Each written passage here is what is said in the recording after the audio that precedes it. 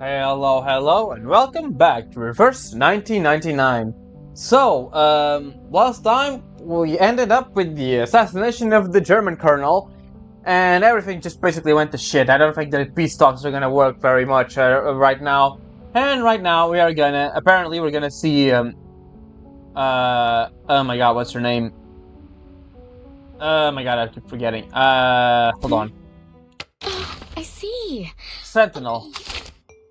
We're gonna see Sentinel, here apparently. So, let's see what's going on. Part 4. Shrouded in Shadow and Fog. Well, isn't that interesting? Whoops.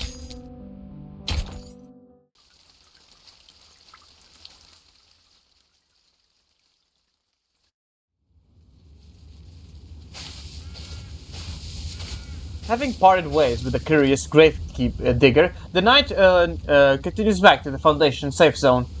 Tangled branches rustle, sharpening her mind into alarm, but as her hand twitches to her sidearm, a small and timid creature hops out. Nur ein Hase. Wie schön, dass Sie zurückgekehrt sind. It feels in some way hopeful. If the hares can return, perhaps two flowers, life. That's not good.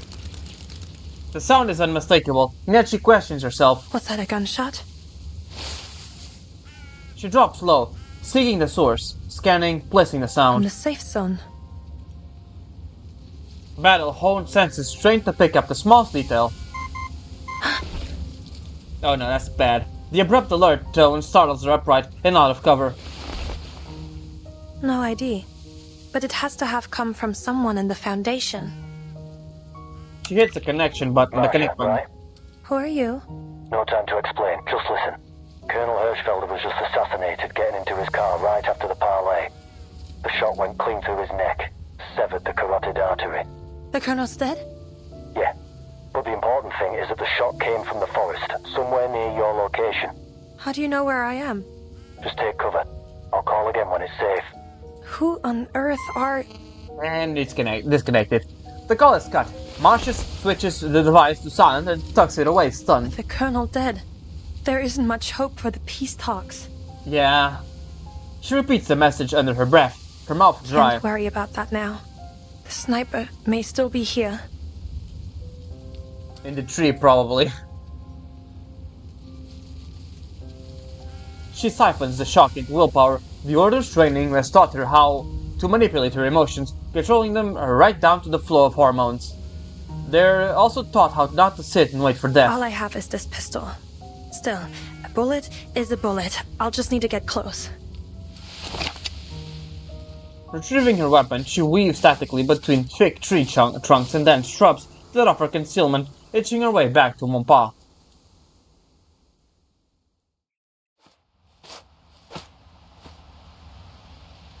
Between the brambles and foliage, she spies armed figures in the distance.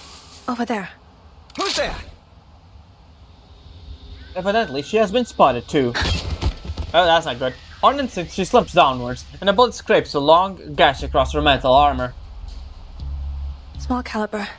5 of them. 2 with machine pistols. Their uniforms? Unclear in origin. Are they the Menace guys? They're most likely the Menace guys. A flurry of follow-up shots shred bark and skin, painting her armor with splashes of blood. Oh, that's not good.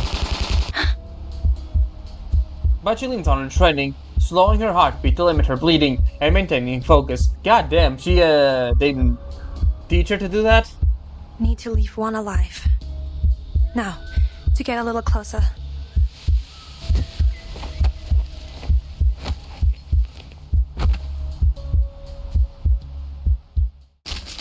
And battle time. Alright, so for this team, I have a thing I want to say. I want to do. Let's put story. Yeah, why not? Quick lineup. Let's take these guys off. And let's put. Where is he? There he is. We got A Knight. We've got. Let's put Isolde. She's German. Time for treatment. It's gonna be a very unsynergetic team, but it's just for the fun of it. Let's see who else we have. We got Matilda here. Anyone else? Is she here? And his stuff is French, so let's put her as well. I bet you've never had this many teammates before.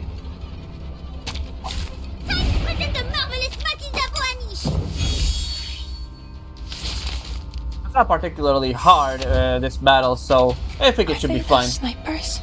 Nah, I don't think they are. A white robe!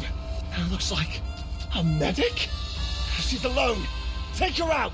Well, you're just... I mean, I guess the Geneva Convention isn't out just yet, so... Never underestimate your enemy, gentlemen. So, yeah, I guess... I know how to do it! Merci.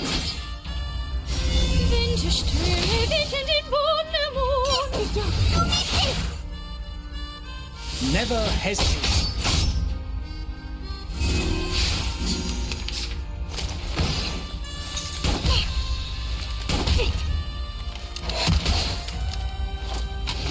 That's the sniper. Fuck! He's down, boss. I should have known the bitch would be a distraction. They're not censoring the swears at this one. Who made that shot? Retreat! Yeah, I don't... That's not gonna happen, buddy. I can hear it. It is here. Don't tell me what to do. Mon excellence, mon officier n'est pas un capitaine.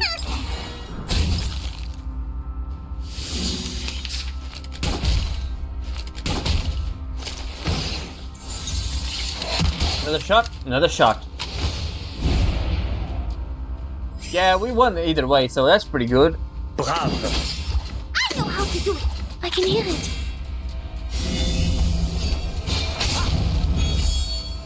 Hey, witness me! I think he might be dead. Yep, he's dead. Nice.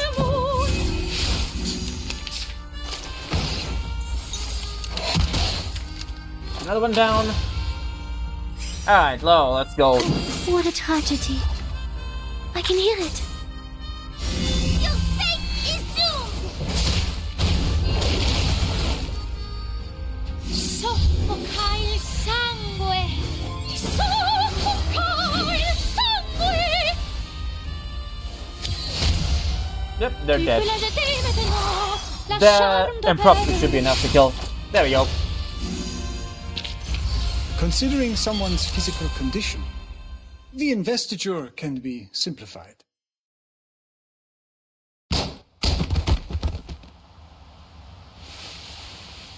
Ram bushes fallen by one. Masha peeks out from cover, unable to identify their uniforms. Black uniforms. Can't tell who they might be. Perhaps the Manus? Yeah, that's most likely. Never mind. Who is it that helped me? Could you... While Masha's pondering this, a few dry leaves land on top of her head. Rest your eyes up. Huh? She looks up to behold a cloaked figure hidden among the branches. Well, that's a screenshot.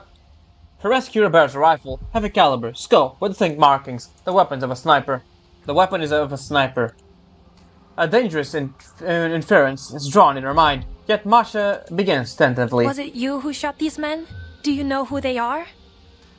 She feels as if the questions are only pebbles lopped into too lightly to reach the perched stranger. You must have something more to say. Why bother showing yourself otherwise?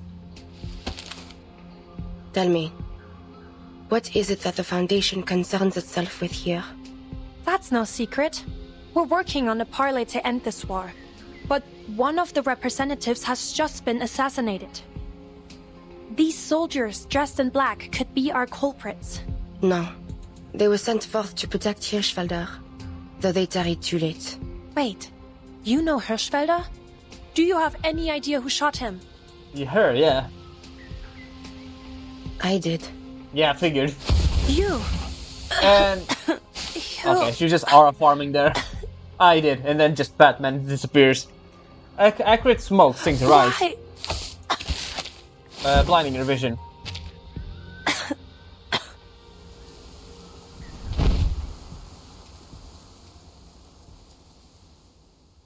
Well, that's not good. Manners dictate? No. The Field Marshal will not entertain such a thing.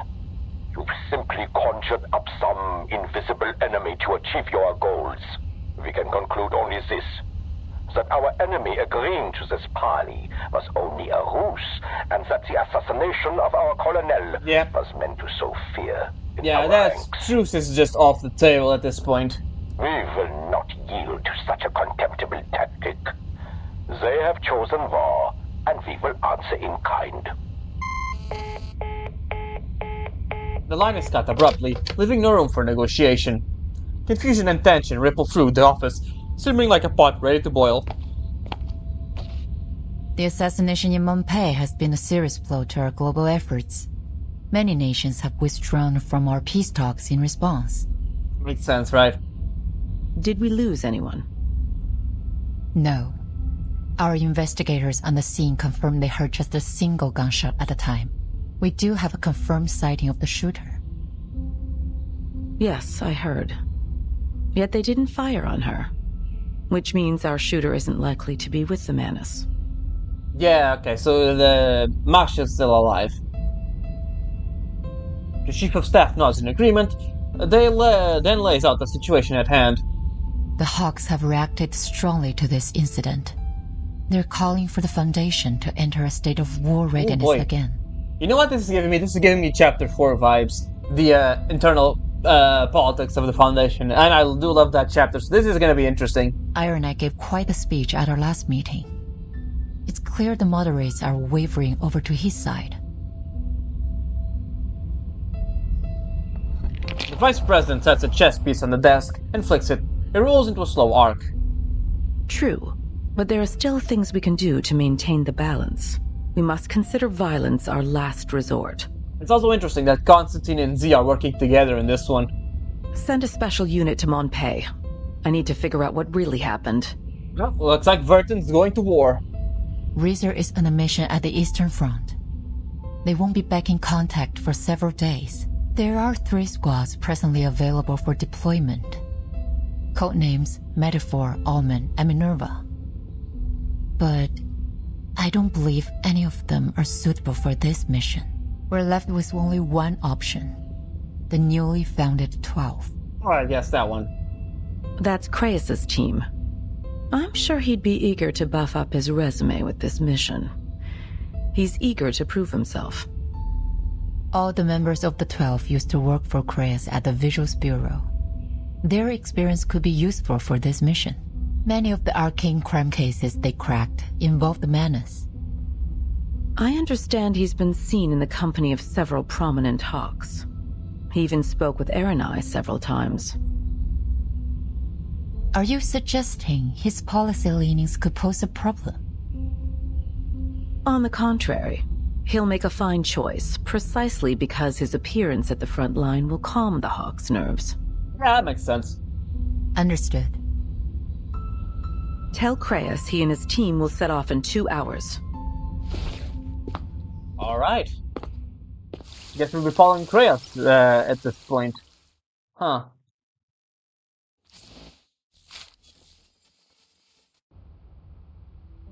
Alright, strategic sandbox we go. Let me see, anything new? We have this. Wait, you know Hirschfeld. Do you have any idea who shot him? As Masha heads back towards the safe zone, she receives a cryptic message about the assassination that has taken place there. The shooter may still be in the same woods she's walking through. She watches the surrounding closely as she makes her way back to town, but before she can get far, she's ambushed by armed soldiers with nuclear allegiance. Brave but outgunned, just as things turn for the worse, steers a precise shot to take out her attackers. Marcia looks up and spies a sniper high above the trees, rifle still raised. She cannot help but make the connection that the shooter may be the very sniper that she was warned about, yet a brief conversation leaves Marcia with more questions than answers. Manus army. Soldiers who seem to be with the unlucky ones who was killed has been hiding in the same forest. Though the exact mission remains unclear, their cover is broken when they unexpectedly cross paths with a medic, leading to a sudden firefight.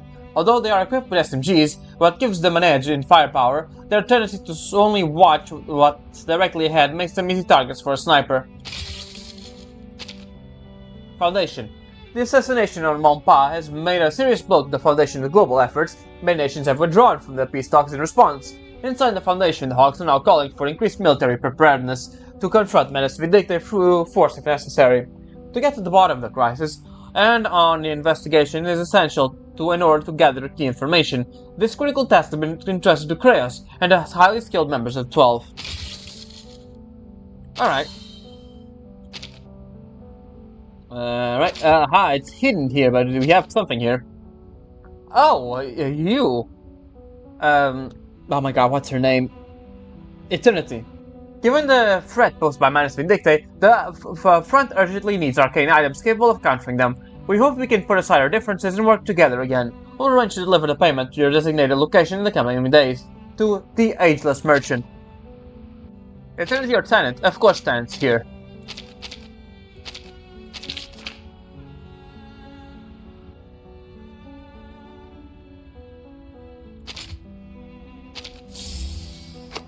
The Foundation's back in with another big order. I was going to turn them down because they're hard to please, but the person in charge at this time seems like a reasonable gentleman. I think it'll be an interesting deal. As for these arcane blocking helmets, they only said they needed to block arcane skills. They didn't say how many times, so the patch should meet their expectations. As a gesture of goodwill, I'll make the deposit this time. Okay. And we have on the 20th. Oh my god, it's Flutter page. They really have the child delivering messages in the goddamn war front, don't they? Immediate need for more personnel. We urgently need bold, brave, and fearless folks to deliver letters from the rear lines to safe zones near the front. These include family letters and classified military mail, which are extremely important. Generous rewards offered to odd errand kid. Flutter page, Twin Sleep, or Cristallo. Goddamn, we're really doing the mentally ill. Do the terminally ill child deliver messages, really?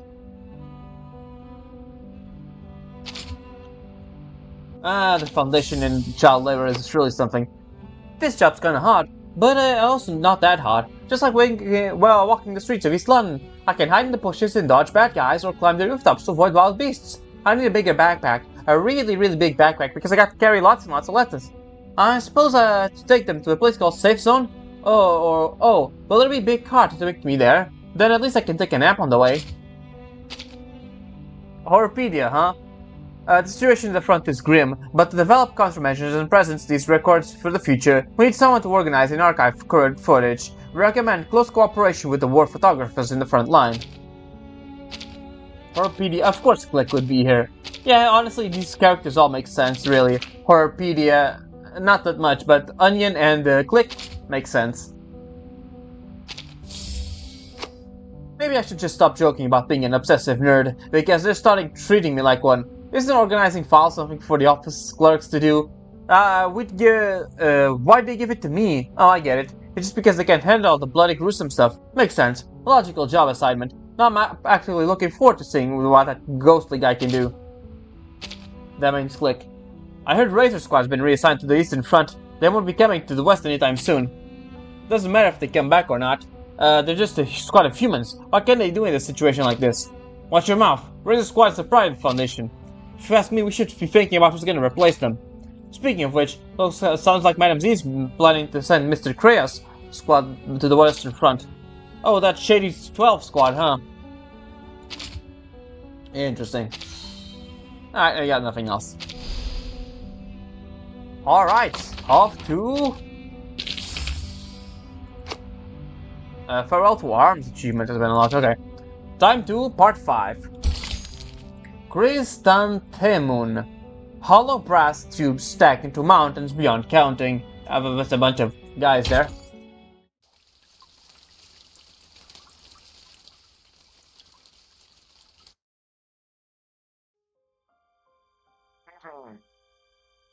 Since the first grenade exploded in our trench, we've been dreaming of the moment when the guns fall silent and our commander calls out, "The war is over." The marshals will attend the victory banquet in His Majesty's palace.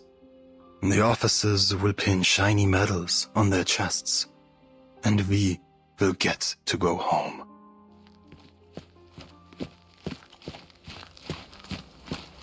Out of my way, soldiers! I said make way! His call to arms is passed through the winding trenches, passing over veterans slumped against the walls with indifference. What's wrong? Major Braun, the battalion commander, storms around the corner, followed by a long line of recruits with heads bowed. Wilhelm, 2nd Company. Jawohl, Herr Major.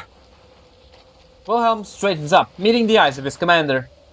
Major Braun points to the line of recruits behind him, and their faces blank and strangely foreign. You will be in charge of these runs from now on, and I'll need you to choose the pick of this litter to join the stormtroopers. Oh Jawohl, boy. Major. The Major claps Wilhelm on the shoulder and boldly steps into a firing position. He clears his throat. Soldiers, I have some bad news. Half an hour ago in Montpellier, at the site of this so-called parley, our representative, Colonel Hirschfelder, was assassinated by a French sniper. What? Helmets swivel, voices turn into sharp whispers of despair. The devil is he talking about? How could a sniper have made it so far behind our lines? Shh. The Major stands above the murmurs. Soldaten, we can't let our enemies sow fear within our ranks. Let their desperate attack bring us together and give us the strength to destroy them once and for all. They will pay in blood for what they've done. The mingling of voices churns into an ominous hum within the trench. Was zum Teufel? I thought this was finally going to end. Nope, sorry. Another 10 years of war or something. I can't even force myself to care. With hate and rage, they scheme to destroy our fatherland. But we march against them with strength and cunning of wolves. Will you stand with me, soldiers? Will you stand for the Kaiser and for victory? I think these men are just tired of the war. But I have to say yes, essentially. Very good. You've shown me your steel, soldiers.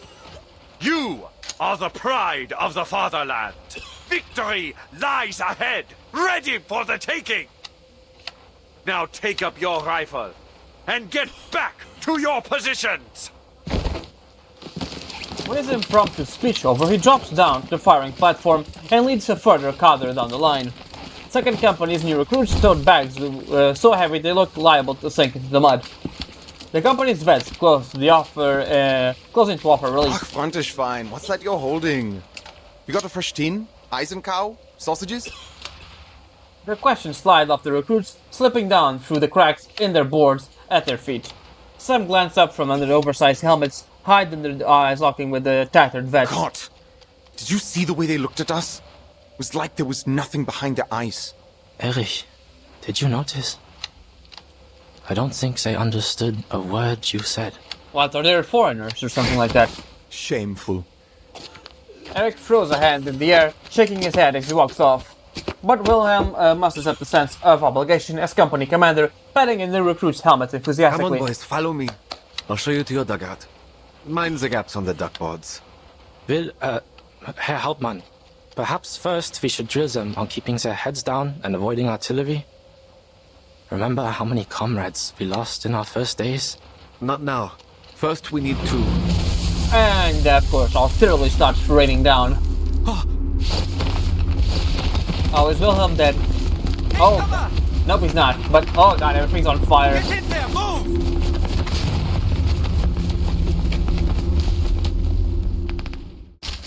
Why are we fighting? In the artillery?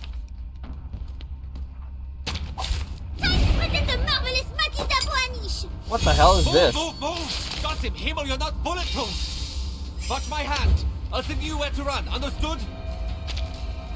In Deckung, boys! Come on, don't just stand there, follow me! Everyone's panicked! Rudolph, give me a hand! We need to get them moving! Okay, what do we have here?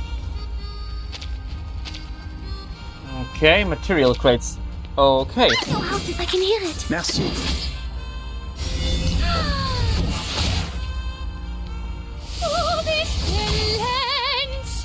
The sword is drawn.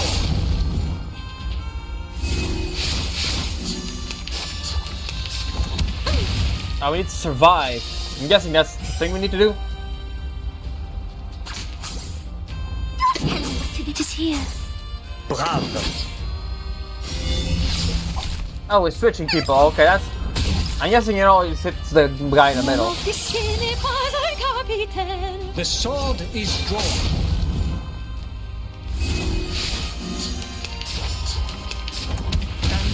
Yeah, it always hits the guy in the middle, front, something like that. Alright, Matilda, you go forward, and you can just do this, I guess. It is here.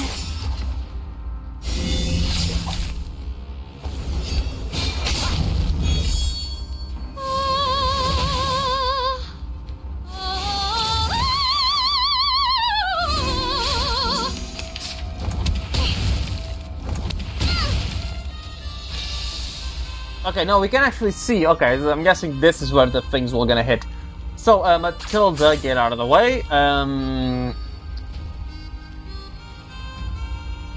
Yeah, I guess it's pretty much gonna be it. What a tragedy. I know how to do it.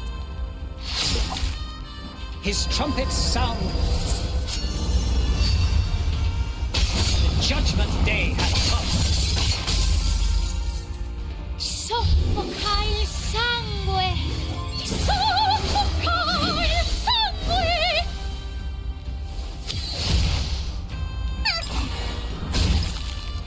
How many things we have to hold out for? Ah, there we go. Considering someone's physical condition, the investiture can be simplified. Hold out for 4 rounds. Okay, that was it.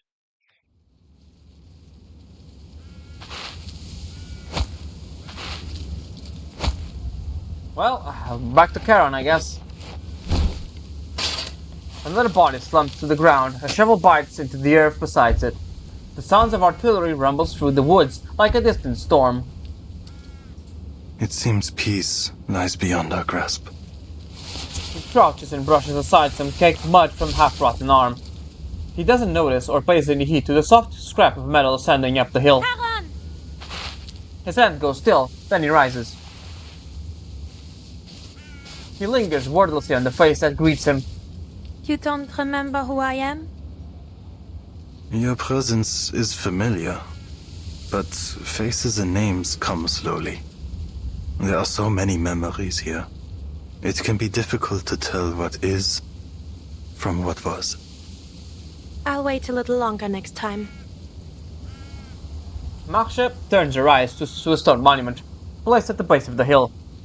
A slanted slab, laid flat on the ground, etched with elegant carvings. The Patriots. Did you make the cenotaph? A stranger brought it here. A gift for the dead. I see. Huh. I found your Major's package. Here. She hands the figure a thin envelope, along with it a handwritten note. A message came for you, I think. From the front. It seems your Major needs you to report back immediately. Charon unfolds the note. Jawohl. Soldiers must go where they are ordered. Another thing. They're sending a new head of security to oversee the safe zone. His name is Kreas, a tall man with red hair. He'll be responsible for investigating the assassination. You can contact him if you need anything. The Foundation has already tightened security on every road to the town. I don't think you'll run into... Ah, there she is. She appears once again on a weed-choked dirt path. Any danger on your way back? Rain cloak's rifle and distinctive headpiece, Marcia would never mistake her. You're... Marcia steps forward, only to be blocked by the gravekeeper. The dead rest here. They have seen enough violence. You don't know what she did. She... A burst of breathy air rushes out from behind clenched teeth. Though she tries to restrain herself, her hand climbs up to a sidearm at her waist. Do you know her? Hold on, let me take a look at that weapon first. That's a baton, or that's not a... It looks like a small mace. She brought the cenotaph to honor the dead.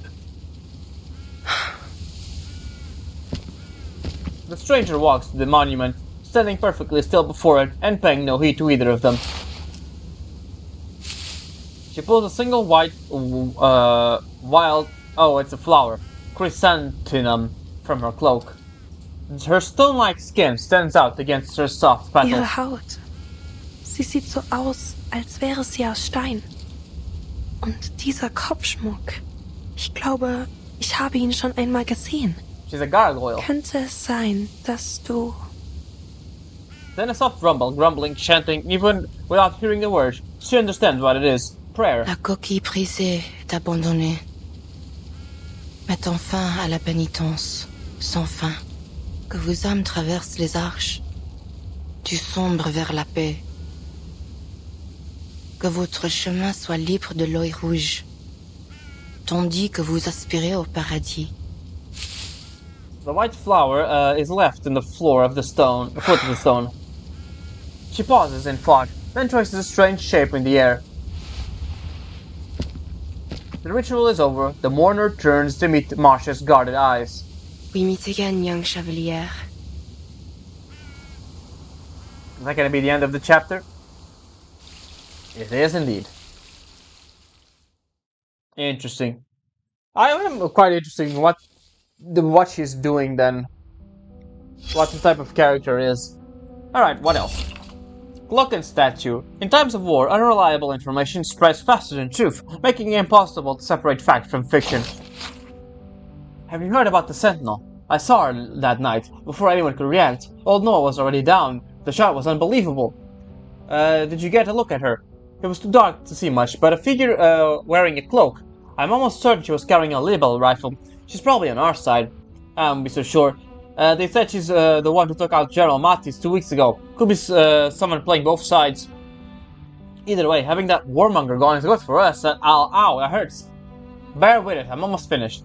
Marcia soaks a towel in cold water and wrings it out. The wounded soldier's fever still hasn't broken. Her eyes move from one amputee to the next, checking each stump for signs of infection. Listen, another soldier gets in, his face wrapped in bandages, with only one eye visible. The Sentinel doesn't take sides just because she isn't human. That's no rifle, it's a javelin or a spear. She's got wings, silent as a bat. During the day she turns into a stone statue. You could walk right past without noticing, but at night she comes alive and hunts. Ever seen one of those church gargoyles? That's exactly what she looked like. Maybe those wings were just her cloak, the first soldier insists. It's more than that. My comrade saw bullets hit her, but she didn't flinch, like she was just hitting solid rock. Hey, Johnny, is that right, Johnny? Marcia paused before looking up. Johnny died just after dawn this morning. Aw, man. Yep, just misery all around, huh? Alright, let's take a look at this sandbox now. Oh, click. The Foundation hopes to stay as informed as possible on the front lines developments, so we need a large amount of real-time visual data. After much deliberation, we decided to assign this task to you. Given your physique, we believe it won't be too difficult. He's a ghost. Of course it won't be. Door? Why door? That's a surprising choice, I will say. The shooting conditions on the western front are dreadful. Poor lighting and so much mud. It will affect the quality of the photos. The only good part is lack of sunlight. It doesn't hurt my eyes. Bombs are dropping everywhere. Screams and curses constantly ringing in my ears. I need to protect my camera, so I don't miss a good moment. Huh? My health. Don't worry, it's not important. Huh. That's the same thing. Let's see. We chance to meet again, young Chevalier. The soldier in grayish-blue uniform arrives at Charon Cemetery. Gravestones are now marked the one distorted ground, giving it the feel of a true cemetery. Stones placed by her hand, she stands before a monument, head bowed in prayer, ignoring the barbed questions of the woman beside her. Finally, she lifts her gaze to meet Marcia's weary eyes. Victory lies ahead, ready for the taking. Major Braun commands the front, burning with determination to destroy the enemy once and for all. His faith of his coming victory borders on manic. There is no reason for his words, only fire. After delivering his speech in the trenches, the 2nd Company, he drops down from the firing platform and leads further cadre down the line. It appears that keeping morale high was become the commander's most essential task. Human army. The battle of the front shows no sign of stopping. Each company suffers losses, only to be filed again to new recruits. Most of them arrive with no idea what war really is like, bringing along heavy bags from home, as if they were heading for a school trip instead of a war zone.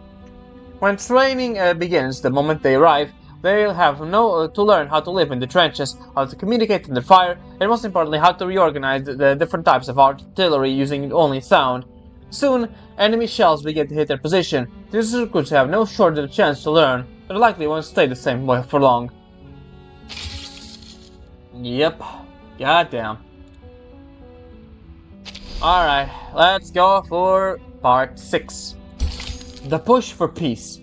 Alright, we have these collection of characters, huh? Whoops. Ah, damn, I didn't read that. I'll read it after.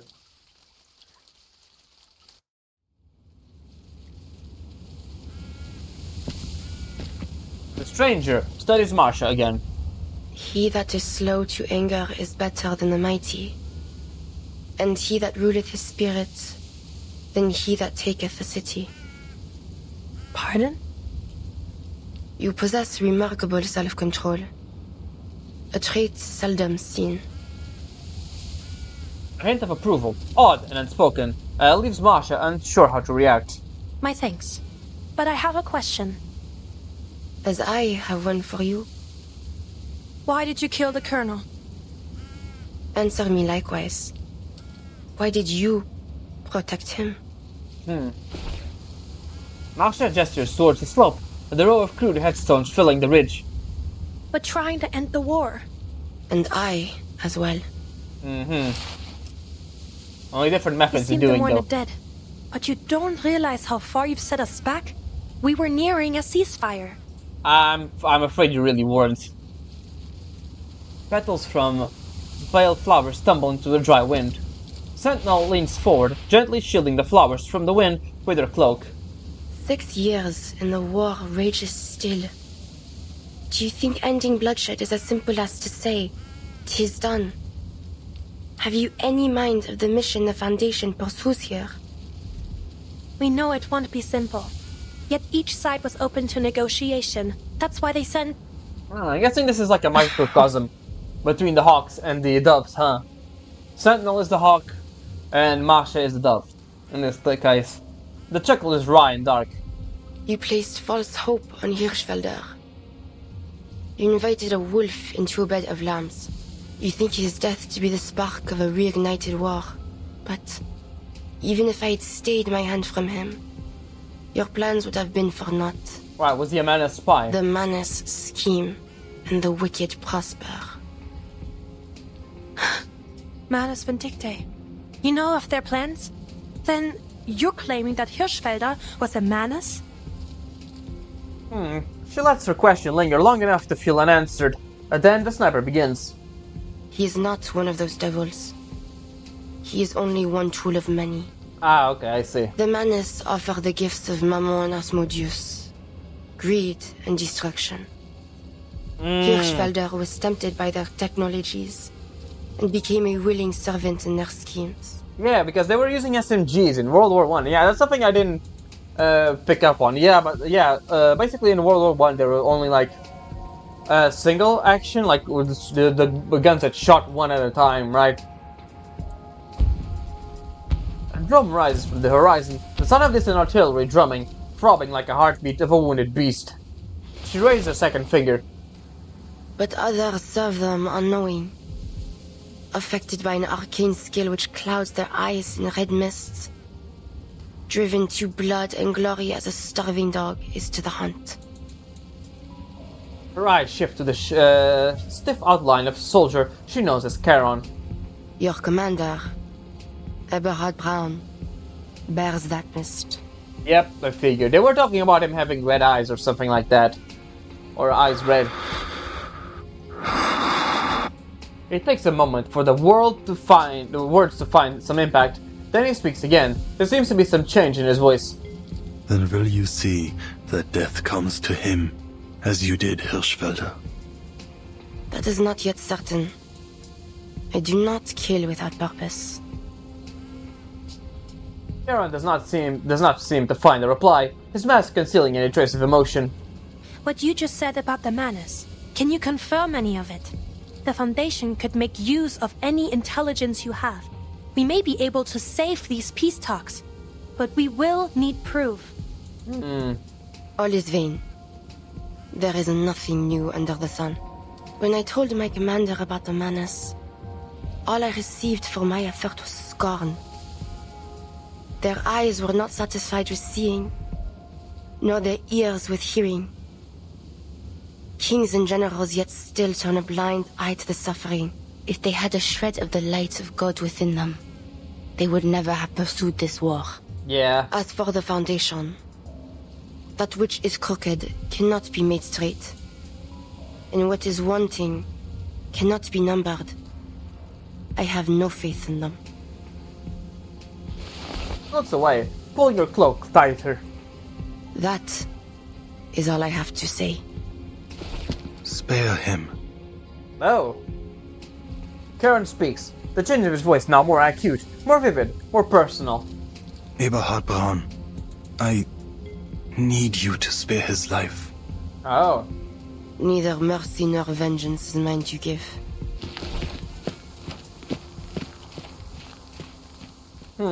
Seems like Charon still has attachments. It's not a machine that just buries people, huh? It is officially 1920.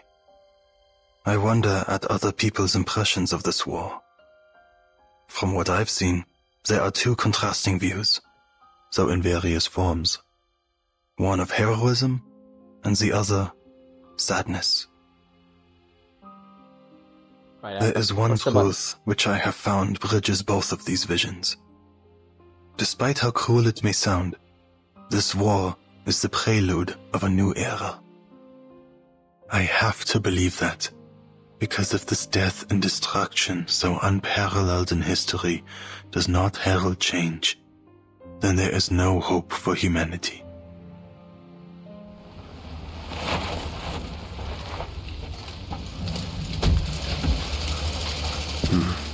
How bleak. The leader of the 12 stands in the street of the Montpark, looking over where Colonel was killed. By the time he arrives, all other military forces have withdrawn. Only the Foundation remains on site to guard the ruins of the town. Blackbird, give me a hand. As soon as I finish my bread, Beagle. Oh wait, is this? I think I know this voice. His team has already begun shoring off the town's defenses. Their line pulled back in the corner of the street. There are 122 armed personnel available at your disposal, sir.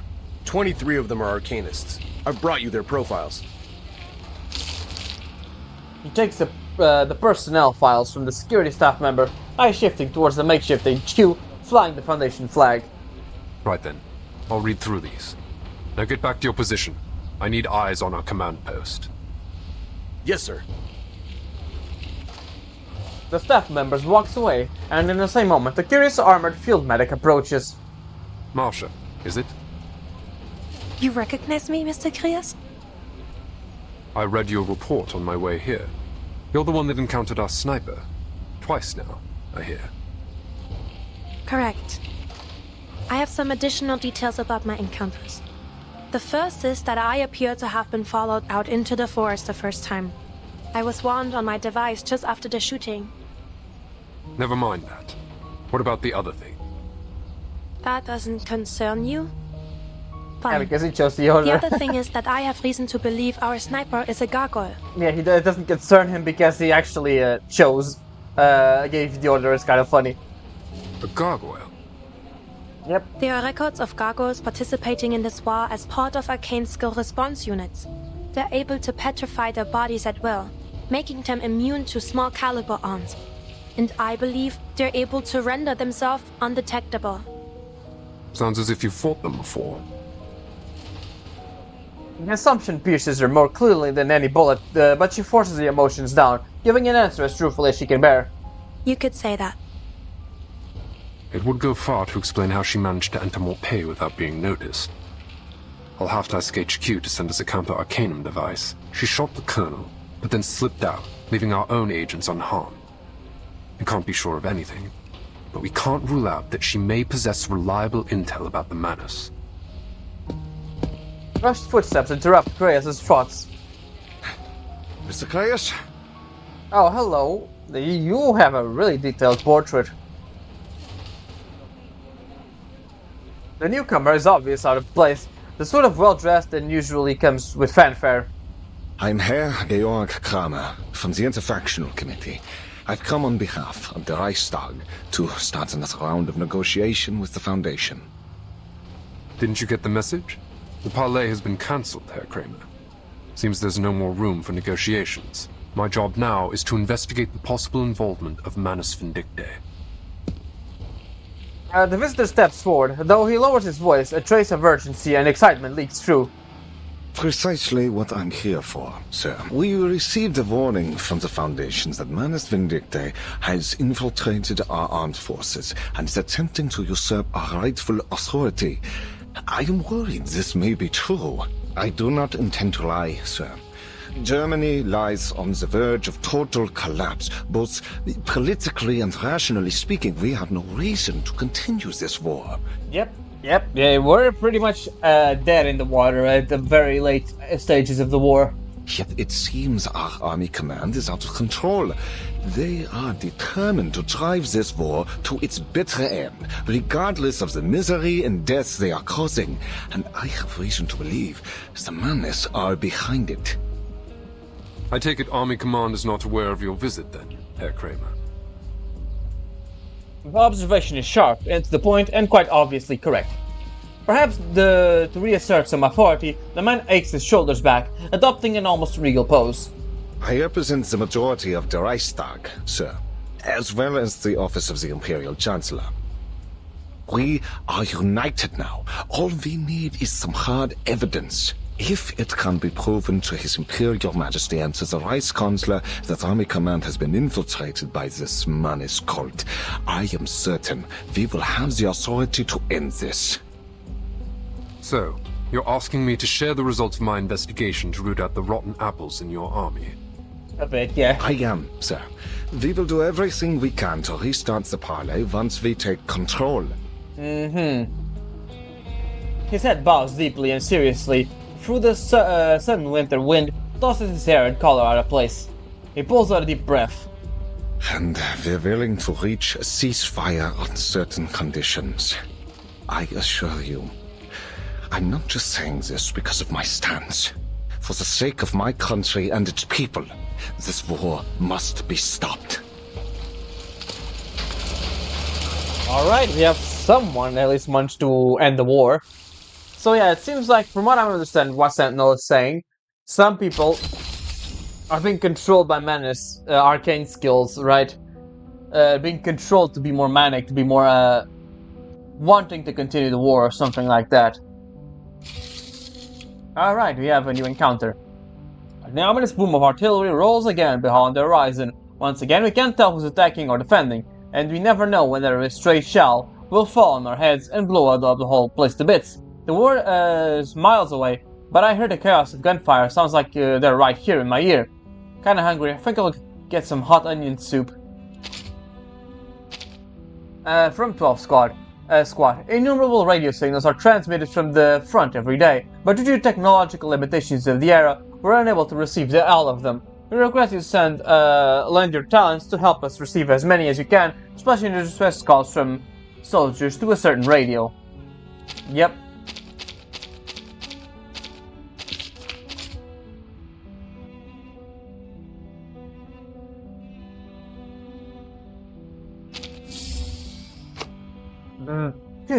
Tuning.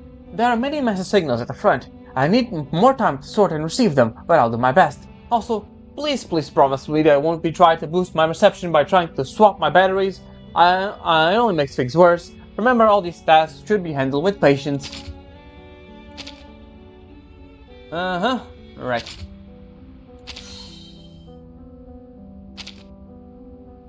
You seem to mourn the dead, but you don't realize how far you've set us back. We're nearing a ceasefire. The mysterious sniper arrives at the graveyard and pays her respects. Afterwards, she responds tersely to Marsh's questions. As they exchange words, Charon expresses a growing concern about his commander's well-being. The discussion between the three of them ends without clear resolution. 12 Squad. Led by Captain Kraos, Foundation Squad 12 arrives at the abandoned Mont Park safe zone to begin their investigation. The squad consists of many former elite operatives of the Vigils Bureau. There are specialized skill set providing crucial to the covert investigative mission of the Western Front.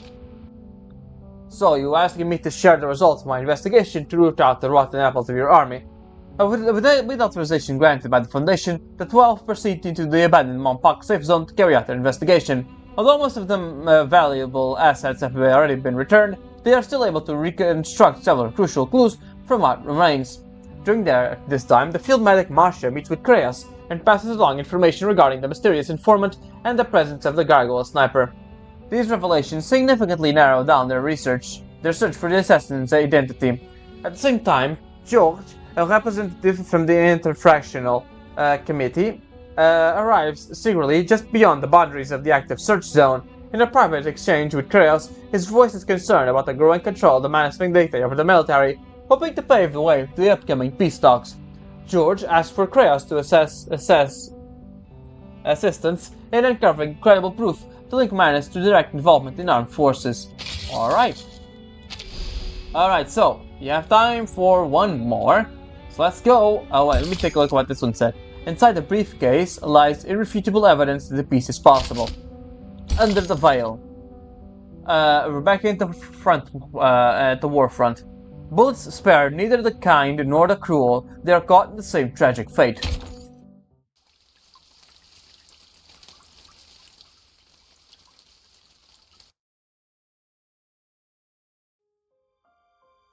In the first 3 months, I had no idea who I was fighting, or what lay on the other side of the trenches. It was as if there were a black wall standing between us and our enemy. They could attack at any time. I can't sleep. I don't want to die. I don't want to see their faces. I don't want to know what our enemy looks like. And worst of all, I don't know why.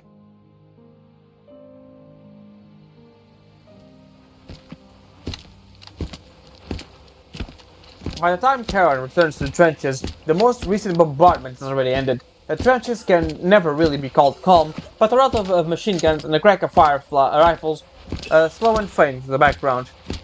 The shelling wasn't changed much. Few craters to replace the old ones. Ach so. You're back, Millman. Tell us, where did you take little Franz? He lies beneath stone, in a silent wood, and marches no more.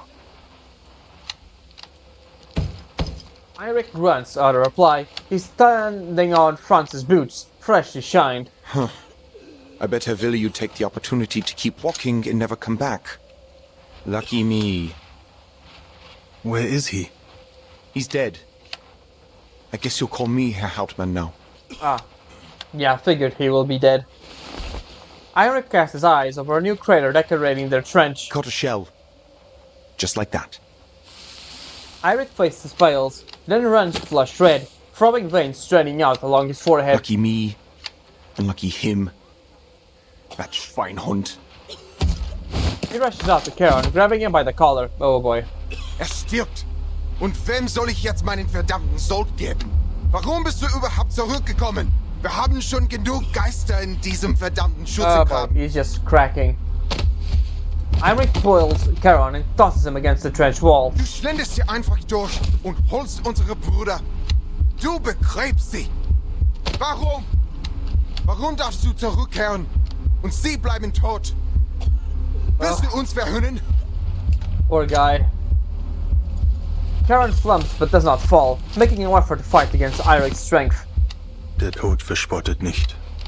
Und er kann auch nicht aufhören, zurückzukehren. Er ist ebenso machtlos wie jeder andere Soldat, seinen Dienst zu erfüllen. Welches Schicksal uns erwartet, bleibt verborgen. Sein verschlungener Pfad zeigt sich erst, wenn wir ihn betreten. Niemand wählt die Stunde, in der der Tod ihn findet. Scheiße! A curse, flat and empty. Just like that, the fire and fury are gone from him. Soldiers walk by, looking away, and continue their work. 100 pairs of eyes, and each of them numb to the chaotic scene. I just want to keep myself in one piece when my time comes. better make sure I look good for my funeral, right? Now, off you go. Sir, there's movement coming from no man's land. Oh boy. The spotter interrupts their standoff, heading Eric trench periscope. What? They're surrendering. Eric grabs his scope and crouches to a nearby something. That's just 2 soldiers. Could it be a trench raid? They are surrendering. I don't think so, Herr Hauptmann. Why would they go over the top in broad daylight? Look, they're waving their arms. Huh? What are they doing? Wait. Their hands are wrapped in bandages. Is that a problem? Eric returns to periscope the spotter. Keep your eye on them, soldier. I think I know what's going on. What? The living walk over dead men's ground. Deserters, I'll bet. I heard some soldiers used to shoot their own palms so they could be sent back to the rear. Oh. But they reward that kind of cowardice with bullets nowadays. Oh, that's interesting. Do they come seeking death or life? With all the officers keeping their heads low, maybe they decided they don't want to do the punishing themselves. Just kick these poor bastards out of the trench and tell them to walk till they drop. Old and new memories intertwine in Charon's mind, forming an incomplete but certain thought. They do not march to us as warriors, but as broken men. Yeah, you wouldn't walk the no man's land willingly. You're right. Pass it down the line. Does anyone here speak French? Oui, a little. I took some French back in school. Schnell, Schnell! Say something. Ja, Herr Hauptmann. The spotter presses his head against the sandbags, trying to project his voice through the firing slit. Hey! Toi! Là-bas! Lâchez vos... armes! Et... venez ici! Nous... What? Oh, they're dead. Verdammt! Who the hell shot him? Their own people, I'm gonna guess. Voices carry around the trench line. What are you waiting for, soldier? Oh, him. The Major's face is ashen and stiff. I killed him. Oh no, yeah, the commander is just completely gone. He only sees red and bloodlust. Rudolph stammers out the words, lying propped up against a sandbag, wisps of grey smoke lingering from his shaken rifle. His glasses are thick as church windows, and he's the best marksman in the company. The other bastard's still standing. Are you blind? The Major is completely gone. But Herr Major, he surrendered. He dropped his weapon. It's a trap, you idiot. They have a bomb or some kind of infectious disease. Do you want to keep him, soldier? You going to share your rations with him? Herr Major, we're supposed to accept all prisoners. There are camps to send them to, or even the safe zone. He pulls his pistol and points it at the marksman's chest. That was an order, soldier. You are to shoot that foreign devil, or I'll send you out to test if their snipers are as spineless as you are. Yep, he's just gone. Hey. Major. Rasping voice ripples down the trench as bodies make way for a figure moving like a charge in slow motion. Major Brown turns towards the sound. Charon, what took you so long? Don't you know I could have you shot for dereliction of duty? Punish the guilty then. But the man that stands alone is innocent. Spare him. The statement is stunning, as its sharpness. Defiance is not a trait Major Brown has come to expect from him. You are not entitled to challenge my authority, Sergeant. I think he's just trying to help you, buddy, so that the Sentinel doesn't kill you. His war is over. His blood should not water these fields. Feiglinge! Major Brown strides forward in a single step, boots thudding against the French wooden planks. Verdammt!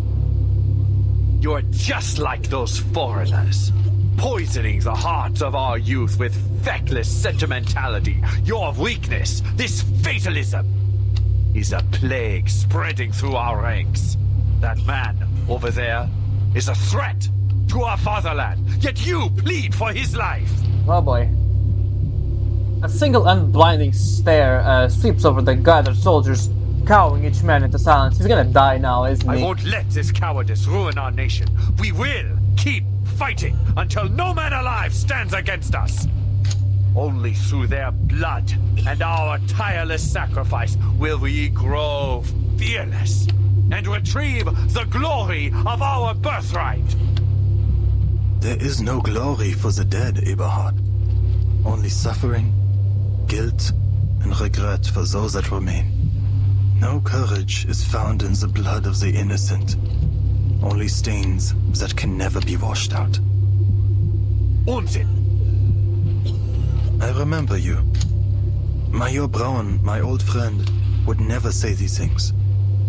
Yeah, I think he's just being controlled by Manus, or just completely broken down, or a mixture of two, honestly. It could be all both. What lies were whispered in your ears by Manus Vindicte? Shut up! That's slander! Who told you that? Oh boy. I do not slander you, Herr Major. Explain yourself! Explain all of this! The man roars, and for a second time, Charon is slammed against the trench wall. Poor guy, he skips. Manus Vindicte! Was soll das heißen? Poor Charon just keeps getting slammed against the wall. These are not your eyes. Antworter! Oh god, who shot who? But this man's fire is not tempered, it bursts. Charon reacts too slowly to evade the pistol, and it smashes across his head. Major Braun's eyes are fixed on the pistol in his hands, anger replaced with shock. Charon, now wounded, raises his hand to meet his bowed head. Beneath the curtain, something seems to crack.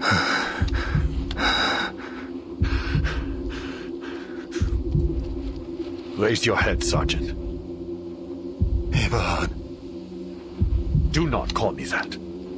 I am your superior officer. Verdammt, obey my orders. It should not have been this way. Oh god, what happened? He raised his head. The movement was heavy and labored. A hollow and foreboding presence seems to fill the trench around them.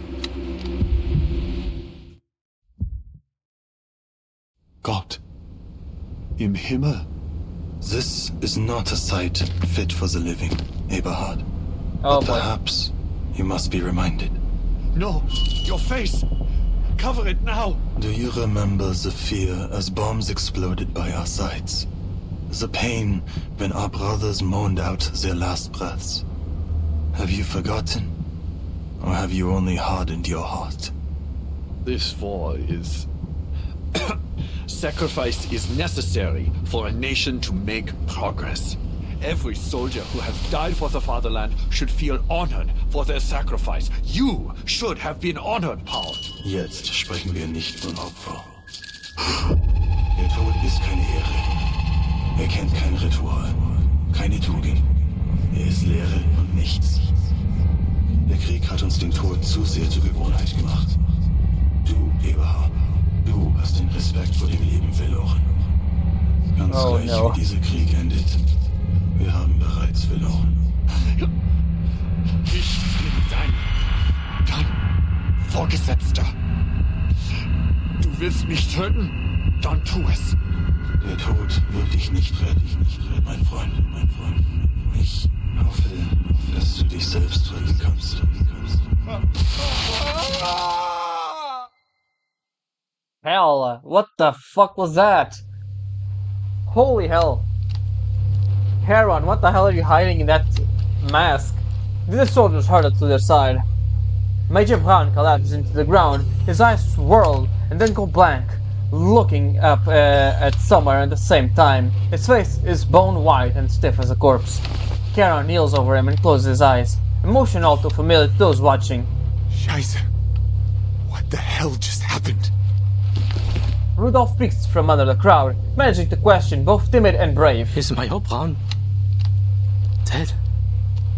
Charon, you didn't... Is it like the penance stare from Ghost Rider or something like that? Did you? Charon stands, deliberately facing away from the crowd, replacing his mask and hood with careful precision. He will live. We will leave here together. You have command, Erich. Make the right choices. I don't want you to see what lies beneath. Please, look away. Words bulge at the edge of Eric's lips, but he swallows them back.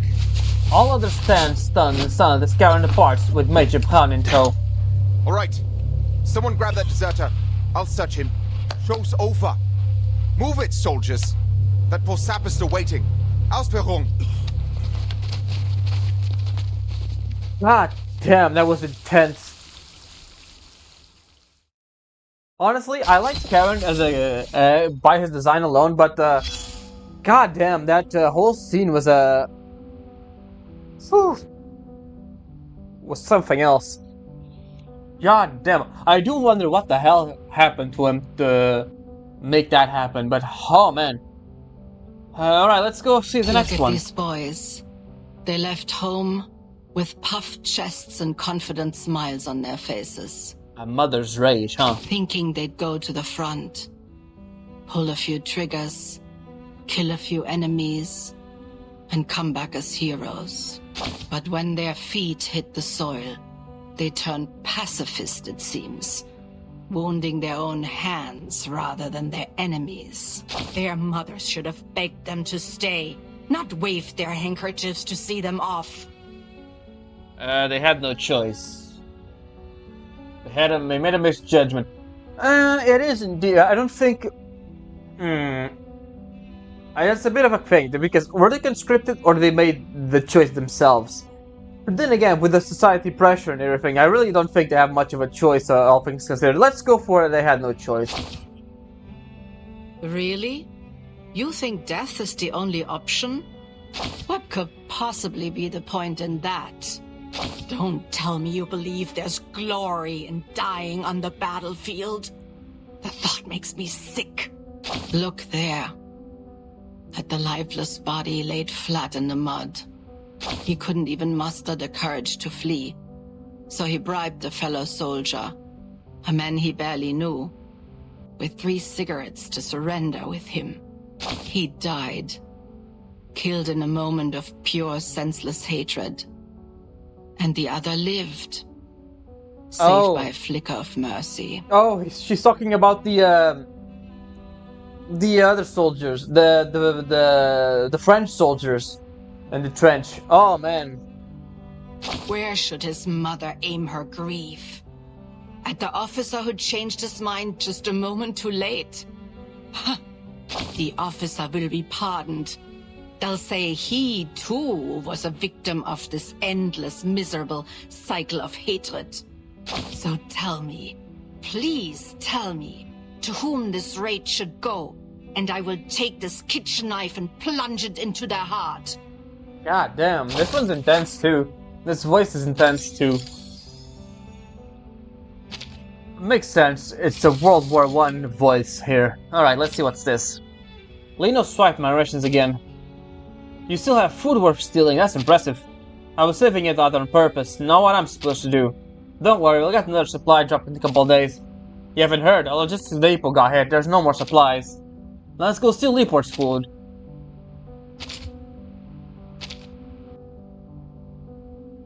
Yeah, in the red haze of madness, exactly. It's just madness, just controlling them a little bit. Lopera, it's been a while. To Lieutenant Lopera, Xeno HQ has received your field mission request. However, due to the current instability of the Western Front and your prior record, we are unable to approve it. The circumstances allow, we will assign you to a future mission. In the meanwhile, you are ordered to take care of those circumstances. Leilani? That is one odd character to put here. Why Leilani? That is so weird. There we go. They used to fall over themselves to send me out, and now they won't even let me leave. What the hell are those Xeno pencil pushers faking? Damn it! Father and Moldir are still out there, and they've left me behind. No matter what, I have to find them and get some answers. What else am I supposed to do? Oh, poor Lopera. I was an order, soldier. You aren't shot at foreign level. 2 enemy deserters approaching their trench have raised the tension in the line to a fever pitch. Though the men agreed that they should let them in, Major Braun rages, insisting their surrender is a ruse. He orders the soldier to open fire on them, eventually raising his pistol to aim at his own men. Charon makes his presence with near moment to spare before there is further bloodshed. Though, when his efforts to sway the Major fail, he is forced to reveal his face. spreading a strange mist that fills the men nearby with terror.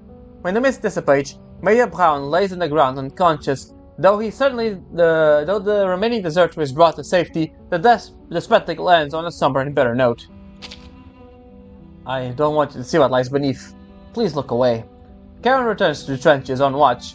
On watch, another soldier spots 2 deserters from the enemy side approaching. Charon suggests letting them in, reasoning that they do not wish to fight. However, Major Brown suspects a trap and orders them shot. He is on the verge of madness, even threatening his own men. In desperation, Charon releases something called terror from within himself, and Major Brown collapses. I do wonder what that's gonna be all about. Alright then. That's gonna be it for now. I hope you enjoyed, and I will see you next time for more Reverse 1999. Ciao.